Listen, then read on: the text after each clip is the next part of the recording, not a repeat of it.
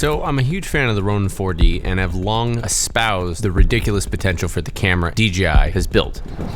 That's how it's done. That's how it's done. So when I heard British cinematographer Rob Hardy used it to film Alex Garland's 2024 movie Civil War, I had to get the whole story. Get him! Move it! You gotta move! Wow, they really shot this film with the Ronin 4D. Yo, Josh, we are on our way to London to meet up with the DP of Civil War. I could have just Skyped this, but I figured we're just gonna go to London to do this interview and get the best bangers and mash possible ever. Welcome to London. For those that don't know, Rob Hardy is a bit of a legend and has shot some of the most thought-provoking and visually arresting films of the last decade. He's long been a collaborator with Alex Garland and is a DP that is known to embrace the latest camera tech to push narratives forward. What we wanted was as much authenticity as possible. It's palpable. You feel it in the air. Honey, what time do you call this? Oh boy. Now, it wouldn't be a Make Art Now episode if I didn't team up with longtime critic of the Ronin 4D, Mr. Phil Bloom himself. Special thanks to Cinegear Pro for lending us the space, and of course my Shidoshi Philip Bloom for his, masterful help. All right, made it on time. Philip, let's do this, baby. He's not here yet. He never disappoints. There he is, the man, the myth, the legend. I have so many questions with the practicality of using an $8,000 idiosyncratic chicken head camera to film a legit $50 million Hollywood blockbuster. Yeah. Rob, it's a pleasure meeting you. Pleasure meeting you, man. Thank you for joining us today. You have worked with Alex Garland before on Everything. everything. That's your guy. Yeah, our working relationship started with, it was Ex Machina, Annihilation, Men, Civil War. What's it like working with him? Alex is one of those directors, he's kind of like a no bullshit kind of person, which I love. We're here to do the best work we possibly can. So we build the world, we inhabit the world. Can you start a little bit further back and on action, just walk through that way? We create these 360-degree environments, right? We got Humvees coming in from the left. We've got tanks coming in from the right. We've got choppers coming in. It's like all real hardware. We've got ex-military people. We've got guns firing. And then you throw the actors into that situation, who are our journalists. It's palpable. You feel it in the air, you know? And so how do you capture that? You capture that by being with them. At any given moment, you're going to be looking over there, or you're going to be looking, and it's like you need to enable the director, you need to enable the actors, the space to work, but you've also got to make sure that whenever you're looking in a specific direction, it's going to look great. I'm sure the actors probably appreciated that too. Yeah, they did. And particularly with something like Civil War, I mean, there was no question that what we wanted was as much authenticity as possible.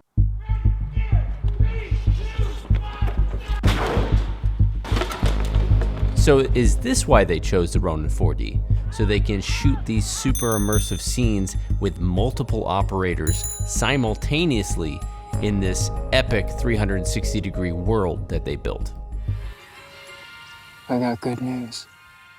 Now, to be fair, they did not exclusively use the Ronin 4D on this shoot. While it was used for most of the ground-based run and gun stuff, the Sony Venice was actually the primary A camera on sticks, on car mounts, and on cranes. Then, a handful of smaller cameras were used for specific purposes, like the Sony a7S III for the side mount car shots. And they even used a red camera, but not for the reason you'd think. We used a red for specific things. Okay. Which was like a lot of Kirsten Dunst's photography, like her still imagery. Oh, is that because you needed like super high resolution? Or no, we wanted to shoot high speed, doing like 300 frames. To capture these moments, like, you know, the moment when a photographer picks up a camera and there's that moment you lean in, you see the picture, and you pick the camera and you lean in, you take the picture. Now, is that because you guys wanted to select the right frame where it tells the story the most, or was that just because emotion? Okay, got it. That makes sense. In other words, it wasn't just Red's high frame rate, but they needed a global shutter so that screen grabs from video would mimic a real photographic image. Now, what was the thought process when you and Alex were shopping? Like, how are we gonna do this? We're both very much about composition. And we were discussing, like, how are we going to approach this? What's the best way we can, A, have full control, but B, create this really immersive thing?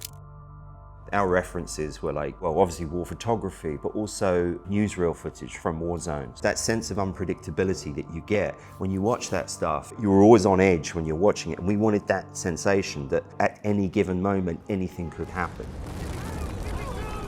We looked at Steadicam, we looked at Stabilize, all these things that we've used before, but we wanted something else that was going to give us a handheld, was going to give us Steadicam, was also going to give me the ability to control the frame remotely. Master wheels are... Exactly. For those who have not played with the Master Wheels, it's a super expensive, super pro way to control many of DJI gimbals, such as the Ronin 2, Inspire 3, and of course, the Ronin 4D. With weighted grips and encoder, it's a more precise and cinematic way to tell the gimbal head where to look and how fast to turn. It's super pro shit. You want to adjust the frame a little? I was just like, is there a Steadicam where I can be basically in control of... So that was the decision. It wasn't the Z-axis necessarily. It was being able to remotely control the camera head. Effectively. And you had, how many cameras did you... Multiple cameras. We used a Venice, we used a Red, we used a A7S for the car stuff, and then we used these. Anything that was on the ground and that was immersive, it was all these. So were you going back and forth between like locked, shaky cam stuff and then instant like, yeah, you can only do that on this camera? You can only do it on this camera. And I loved that. Specifically for Civil War, it made total sense. And it suddenly freed us up to do that much more. We didn't have to stop and go, okay, bring me the handheld camera, all right, bring me the Steadicam. It's like, it was all in one. And then, even better, I could also sit back on the master wheels and I could be on the comms to another operator who's holding the camera and running into this war zone. And I'm back on the wheels and it's like, okay, switch to sport mode. Now switch back to the Z-axis. It would be like handing the baton. Sport mode refers to the ability for the operator to hit a button on the inside of the right hand grip and lock the gimbal so it turns from 4-axis fully stabilized into a locked handheld mode. It's insanely efficient for this type of run and gun shooting.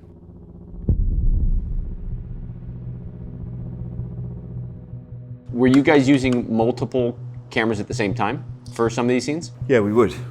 I mean, at any given time, we use from 2 cameras, 1 camera, 2 cameras, up to 6. If you're only able to control 1 camera at a time, are you just having really in-depth conversations with the other camera operators? That's what I'm saying when it comes to that 360 environment. You can throw in 3, 4 cameras and they'll never see each other and they'll get amazing frames. So, from a technical standpoint, it makes a lot of sense now. Rob's choice for using Ronin 4D are choices that likely save them a ton of rigging time and ultimate flexibility. Oh, and let's not forget the ridiculous 20,000 foot range of the wireless transmission system. And did you guys have any issues with like the wireless transmission stomping on signals? As far as I know, we didn't, there was nothing like that. There were no issues in the sense that we had, I mean, look, we broke one of the cameras, I think. How'd you do that? Is there BTS footage of that? No. But one of them went down, let's just say that. The comment section when I did the review on the wireless transmission was like, oh, you can't focus pull with the latency of like 60 milliseconds or whatever, you need it quicker. You guys didn't have any issues with that? Not as far as I know. If there were issues, my first ACs kept quiet about it. Well, I didn't notice any. Yeah. Put it that way. Most of the Ronin 4D scenes were shot with the Leica M08s. These are modern upgrades to the original Leica still lenses, but with newer coatings and of course, 0.8 focusing gear. These are such exceptional, character-rich optics that are so compact that not only are they sought after for the Ronin 4D, but they could be used for the Inspire 3 as well. If only someone was crazy enough to make an adapter and counterweight system. Though I guess that's for another story.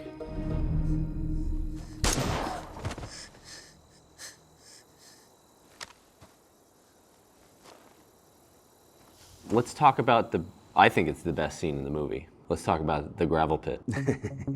First of all, how many days was the whole shoot? The whole shoot was like 50 plus. Okay. 50, 51, 52, something like that. And then Walk me through That sequence yeah. was 3 days, as I seem to remember. It's like the heart of the storm, you know? The writing there is so strong as well. I mean, it's like amazing, those two things colliding, like Jesse with those words. It's just like... Dude, he's amazing. Yeah. I've been a huge fan of his work for a long time.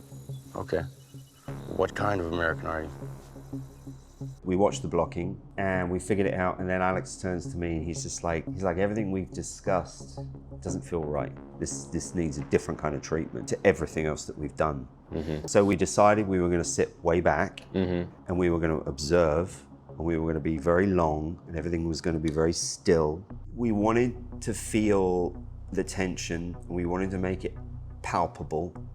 And we didn't want to dress it up, and we didn't want to go, we didn't want to say we're going to create tension in the way the camera is moving or any of that stuff. And we've been doing a lot of that, obviously, with these up until that point and a lot of after. But this was like, it needs to speak for itself. So we need to do as little as possible because it's all there. And if we choose stylistically to sit back on longer lenses and keep the cameras quite still. You do bring the audience in if the whole movie is moving, and then in one scene it's like, now we're locked. I'm guessing it was shot on the Sony Venice? It was, yeah. However, when Kaylee goes into the pit, I was in there with her, with one of these. We shot the piece where she climbs out, and so I was down there in there with her, and synergy between camera and actor, where it was just, oh my god, and we need to leave. So that's where we used one of these. China. Just stop it, okay? When we get into the war of it all, it's the horror of it. How do you get that across? And you get that across by just being in it. It was almost like reverse engineering it from that point. You take that image and you basically track back into the world that it was taken. And I start to think about what happened in the few seconds before that image was taken, what happened in the few seconds or minutes even after that image was taken, and also what's going on around the edges of that frame, the things that you can't see, and what are the decisions made by the photographer within those milliseconds that the photographer is taking that image to go, that's the frame.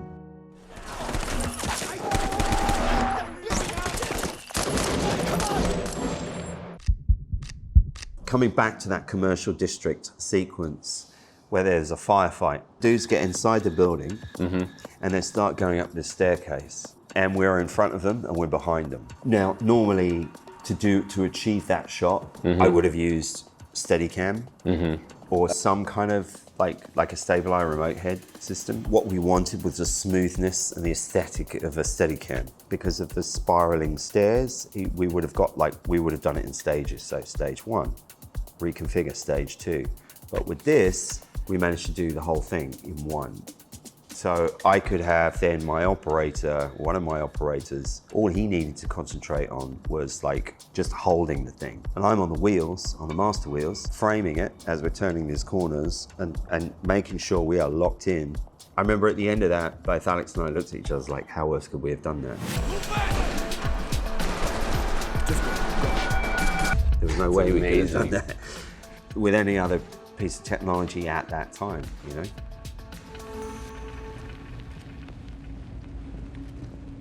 Does a cinematographer typically cover like the color of it, the final picture in terms of color? You didn't go with a typical Blockbuster heavy teal and orange. No, we didn't. Right. It's very realistic. Yeah. What it needed to look was, needed to feel kind of muscular, it needed to feel confident, and it needed to feel arresting, and it needed to feel like the imagery that you would expect from war photography. Yeah. I'm a huge fan of like photographers like William Eggleston, Saul Leiter, but specifically Eggleston was a good reference for this because the color science behind his photography or that period of photography he did during the 60s and 70s has that sort of quite arresting feel to it.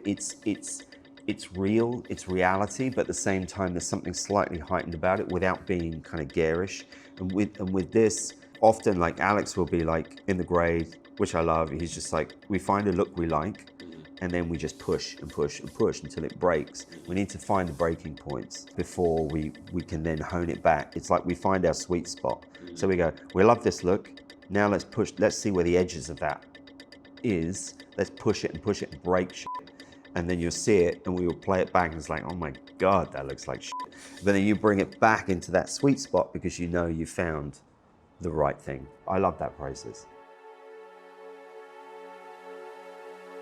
Driving through the fire scene in the car, that broke a little bit of that aesthetic, and it kind of, there's like a couple of times, and I mentioned this earlier, where it's like you're going this heightened reality, and then it goes into like this dreamlike, you know. The dream Was state. that inspired by the Paradise, California fires? You would have to ask Alex where that initial seed came from, and we knew that there was going to be a forest fire. As far as I was, you know, they go through a forest fire for whatever reason. It looked like it was shot both practically and with some heavy I'm assuming the embers were visual effects.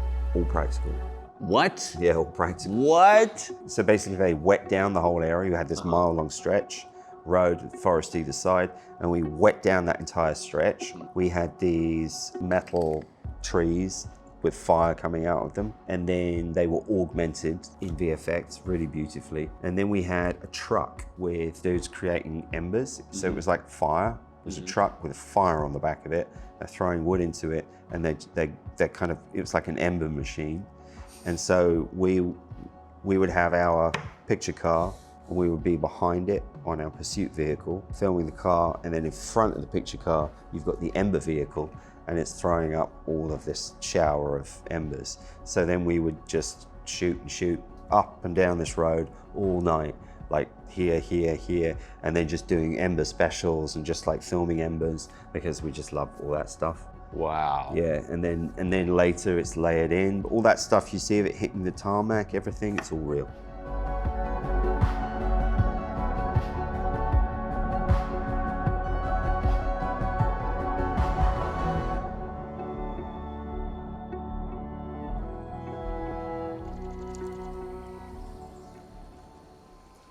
Hardly knew Sammy compared to you, but yeah, you knew him. Do you recall what camera setup was used for that beautiful lake scene where it's, the girls are talking? It looked like a long lens. It looked like that was 75 H series. That was okay. That was off a crane. That was off a 30-foot Technocrane. On the Venice? On the Venice. We reshot the scene unintentionally because we just kept going. On this crane, I'm shooting Kirsten walking up to the boathouse, and Kaylee's already there. And we find it, and then we just kind of move in on it, and they start the scene, and then it's like, well, this is too much of an opportunity to miss. So then we swing a lens, and we go closer, and we shoot the whole scene. There's a very specific effect where the shot of Kirsten Dunst on a couple of the scenes, there's like achromatic aberrations or color fringing in the corners, right? Yeah. Towards the end, it's replicated again, and then at the very end, it's a shot, Where was that decision made? Was that one of those ending, like in post shots? It was a little bit in post. We needed, in the edit, basically, that decision was made. So we knew that those images were gonna narratively serve that purpose. It's very clever because it's so subtle. Yeah. And only a photographer would pay attention to that.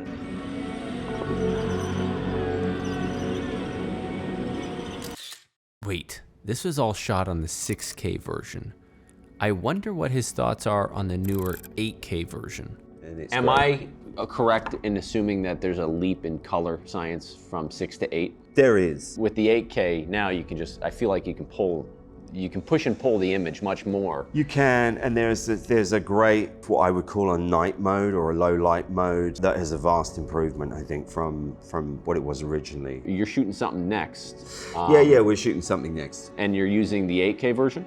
Or the 6K? We'll be using the 8K version. This is just to say that we'll be using this in conjunction with, again, Venice cameras, which is my sort of main package. For this next thing, it's like, it's taking the experience I had using them on Civil War and saying, actually, there's a new way to shoot action in a very immersive style. Since Civil War, I've just been always thinking about like all the other applications you can use for a tool like this. There are so many ways you can do it. I think really what it is now about is improvements or updates that could happen, which I'm sure will, but also the lens tech.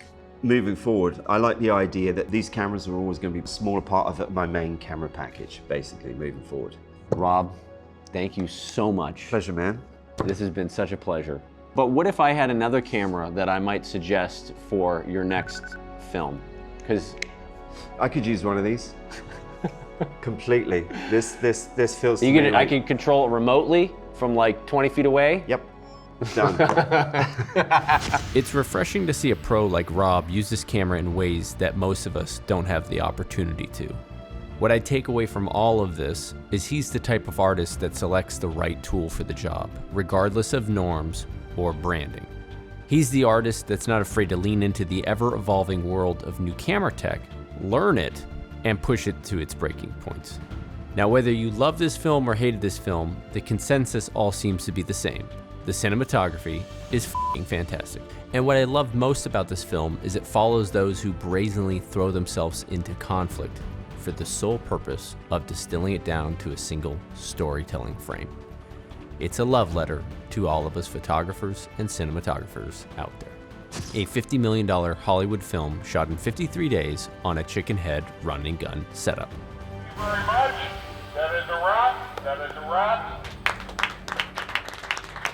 As for me, I'll keep aspiring to be Rob and keep breaking cameras. Is there anything you want to talk about? Is there anything I'm not asking? Am I fucking this up? No, you're not fucking up. Okay. You're doing a great job. I'm doing okay. All right. You're doing a great This job. is my first one.